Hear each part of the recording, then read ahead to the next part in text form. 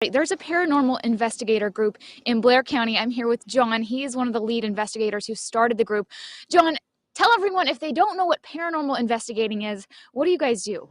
We go out and try and find out if there's spirits in your home, your business, try and find out if it's actual normal situations, electrical faults, house settling, haunting.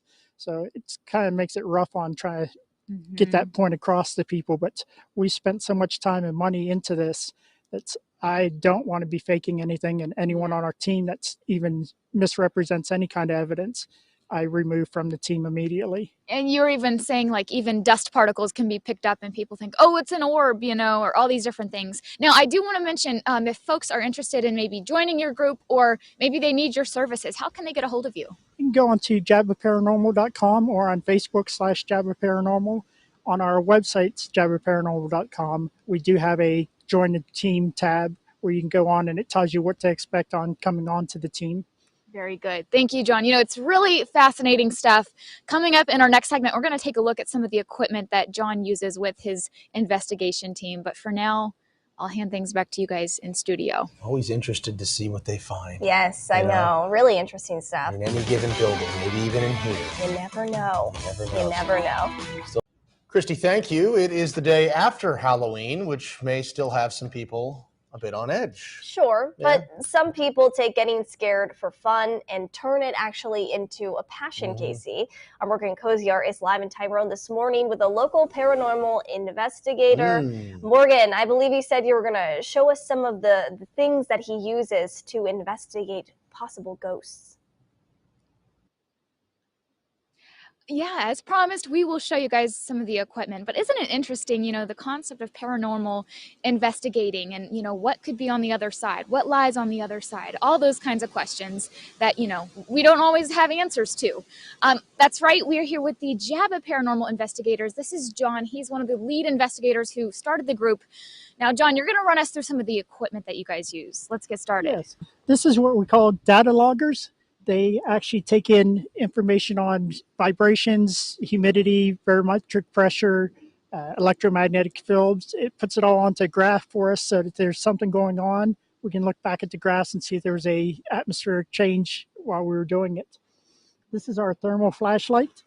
We can take this around, and if someone says that they have a cold spot on them, we can take it up and it'll change colors depending on the hotness or coldness. It'll go from red to blue. We have a Obelisk. It runs through 12,000 different words. It'll scan through those, and we try and get the spirit to pick out the words that we want them to say. I always say that I want 3 specific answers to 3 specific questions before we say that it's actually paranormal. Okay. That way we know it's not just a coincidence. Sure. We have our DVR camera, which is set up for full spectrum. We have the lights set up on it. We can take this anywhere and set running. It'll go for 4 hours before the battery dies. And of course, we carry extra batteries for it. We do carry a thermal image camera.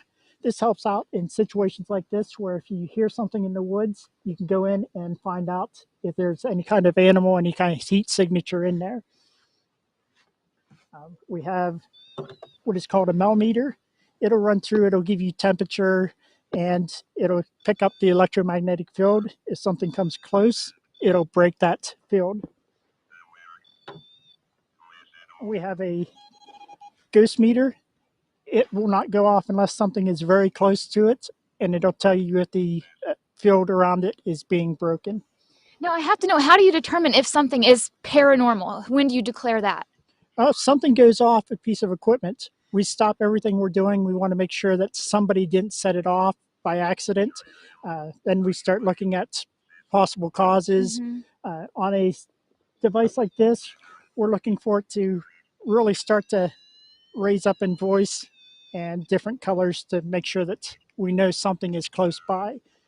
We'll check the electricity in the area and make sure that there's nothing causing that to go off by itself. We have the spirit box, which is a basic radio modified to go through the channels. That's 1 to 300 milliseconds per channel. It'll produce a white noise, and we try and get the spirits to talk through that white noise to us. And again, anytime that we get answers, I want to get 3 specific as answers, to the three specific questions. We had the laser grid here. This will set out a different field of laser lights. And what we're doing is looking for something to pass by it and break those lights so that we know that there's something there that we have not seen. We have a GoPro camera that has been altered to be a full spectrum camera, so it'll pick up different things in the light realms that our eyes can't normally see. And of course, my favorite is our Boo Buddy Bear.